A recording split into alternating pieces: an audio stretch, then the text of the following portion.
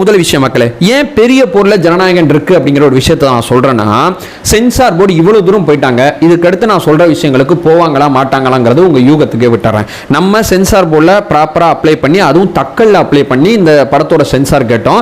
காலதாமதமாகி நீதிமன்றம் வரைக்கும் போய் சண்டை சச்சரவாகி இவ்வளவு விஷயங்கள் நடக்குது. இப்போ 9ஆம் தேதி அன்னைக்கு காலைல ஒருவேளை அந்த நீதிபதி இந்த மாதிரி இந்த படத்துக்கு நீங்க சென்சார் கொடுத்தோம்னு சொல்லி நமக்கு சாதகமான ஒரு தீர்ப்பு கொடுக்குறாங்க. ஒரு நபர் நீதிபதி, இதை நல்லா புரிஞ்சுங்க, ஒரு நபர் நீதிபதி சாதகமான தீர்ப்பு கொடுக்கறாங்கன்னா சென்சார் போர்டு மேல்முறையீடு போகாது அப்படிங்கிறதுல என்ன நம்மள்ட்ட ஆதாரம் இருக்கு, என்ன நம்மள்ட்ட தரவு இருக்கு?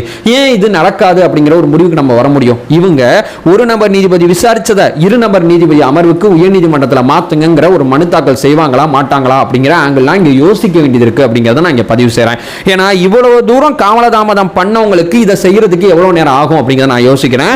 ஒருவேளை அங்கேயும் நமக்கு சாதகமான தீர்ப்பு வருதுன்னு வச்சுங்களேன், அடுத்து உச்சநீதிமன்றம் போய் ஃபைட் பண்ணுவாங்களா மாட்டாங்களா அப்படிங்கிற சந்தேகம் வருது. அப்போ இது இன்னைக்கு நேத்து முடிகிற பிரச்சனை கிடையாது. இது ஒரு லாங் டைமா இதை இழுத்துட்டு போறதுக்கு வாய்ப்பு இருக்கு. ஏன்னா இவங்க வைக்கிற வாதங்கள் அத்தனையிலேயும் கவனிச்சு பார்த்தீங்கன்னா, இப்ப முடியாதுங்க 4 மாசம் அவகாசம் கொடுங்க, இப்ப முடியாதுங்க 20 நாள் டைம் கொடுங்க, இதை நீங்க இப்ப செய்யாதீங்க, எங்களுக்கு தேவை டைம், இப்போதைக்கு இந்த படம் ரிலீஸ் ஆகக்கூடாது அப்படிங்கிற மாதிரி தான் இவங்க வாதங்களை வைக்கிறாங்க.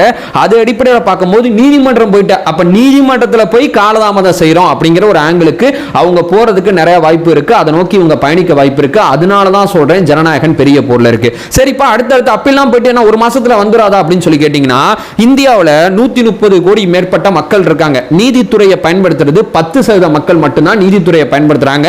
அப்படி இருந்தும் இந்த நீதித்துறையோட பெரிய பிரச்சனையா நீதிபதிகளே பல இடத்துல வருத்தப்பட்டது என்ன தெரியுமா? காலதாமதம். இவ்வளவு வழக்குகள் நிலுவையில் இருக்கு, இதை நம்ம வேகமா முடிக்கணும் அப்படிங்கிறதா ஒவ்வொரு முறையும் நீதித்துறையில் இருக்கக்கூடிய நபர்கள் சொல்லக்கூடிய கருத்தா இருக்கும். அந்த ஆங்கில பார்க்கும்போது இந்தியாவில் 10% பேர் மட்டும் பயன்படுத்துற இந்த நீதித்துறையில காலதாமதம் அப்படிங்கிற பிரச்சனை காரணமா இந்த படம் இன்னும் கொஞ்சம் தள்ளி போறதுக்கு வாய்ப்பு இருக்கு. ஆனா இது எல்லாத்துக்கும் முற்றுப்புள்ளி வைக்கும் விடமா, இதுக்கெல்லாம் போறதுக்கெல்லாம் வேணாம், இதெல்லாம் வேணாம், இந்த மாதிரிலாம் நடக்கக்கூடாது அப்படிங்கிற மாதிரியும் நீதிபதி தீர்ப்பு தள்ளலாம் அல்லது தராமை இருக்கலாம். சோ ஒரு நீதிபதி கொடுக்கிற தீர்ப்பை வச்சு தான் அப்பீல் போக முடியும். அந்த ஒரு நீதிபதி என்ன வார்த்தையை பயன்படுத்த போறாங்க, என்ன சொல்ல போறாங்க, என்ன பண்ண போறாங்க அப்படிங்கிறத நம்ம முன்னாடி இருக்கக்கூடிய தகவலா இருக்கு.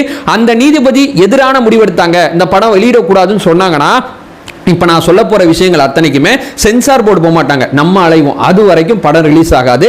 மனதை திடப்படுத்திக் கொள்ளுங்கள், என்ன நடக்க போகுது அப்படிங்கிறது தெரியல. இதான் யதார்த்தம். ரொம்ப கோவப்படாதீங்க, ரொம்ப ஆத்திரப்படாதீங்க.